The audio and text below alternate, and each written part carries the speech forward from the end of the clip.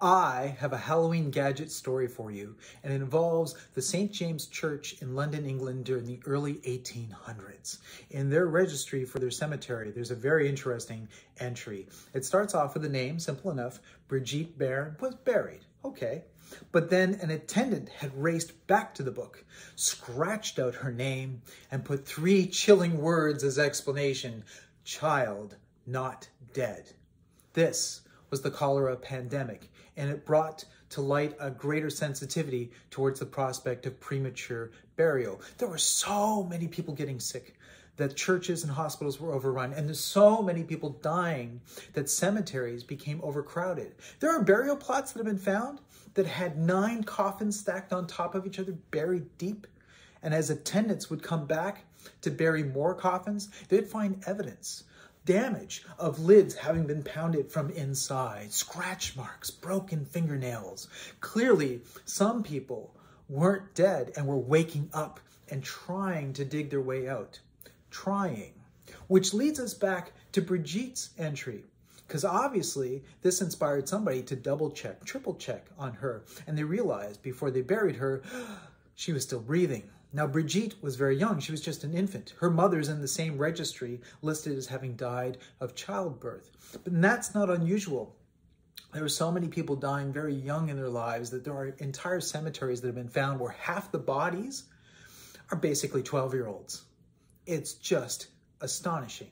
Now, throughout history, there have been cases of premature burial, but it's always been rare. It's always been the exception.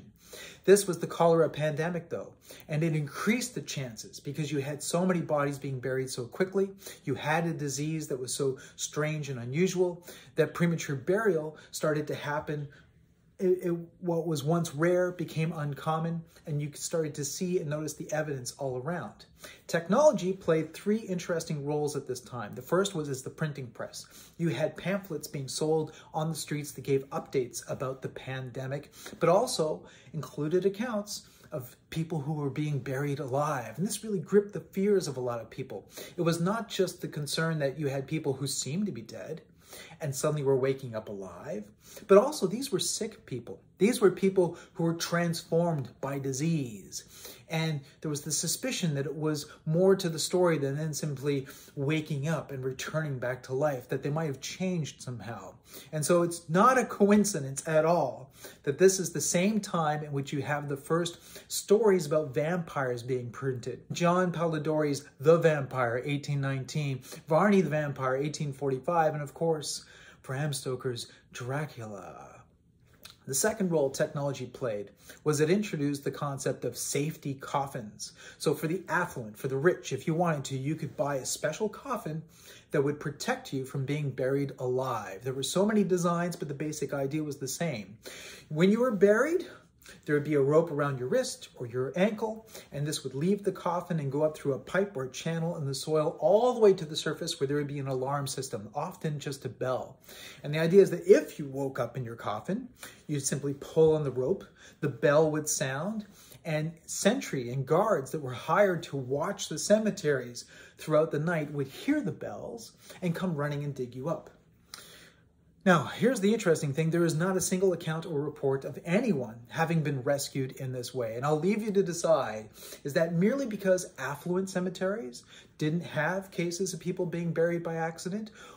Or was it a case that the people hired to watch over the cemeteries started to ignore the bells because far too often they'd go and check it out. It was just the wind blowing the bells, and maybe they just decided to give up on the whole process. I don't know. I'll let you decide. The third role for technology was you had physicians and inventors trying to come up with machines that could finally decide if somebody truly was dead. And there was a cacophony of strange devices that poked, prodded, stabbed, and injected bodies, sometimes seemingly trying to wake people up to see if they were still alive or not.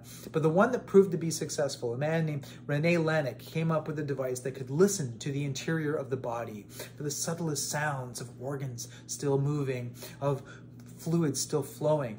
And of course, what I'm talking about here is the stethoscope. Today, it's a diagnostic tool. You can't imagine a doctor not wearing one.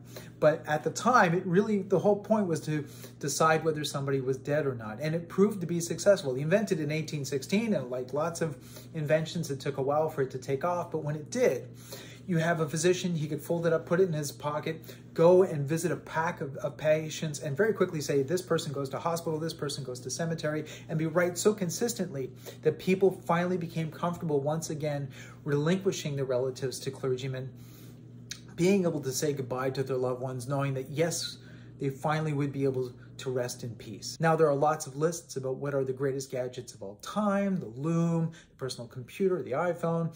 I definitely would put the stethoscope up there as one of the greatest gadgets of all time. And then this being Halloween, people love to ask the question of what's the best weapon to use in the zombie apocalypse.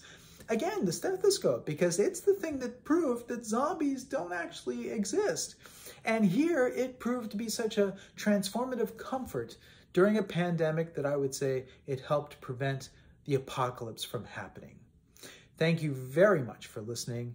I'm Chris Abel, and I hope that you have a very happy, safe, and spooky Halloween.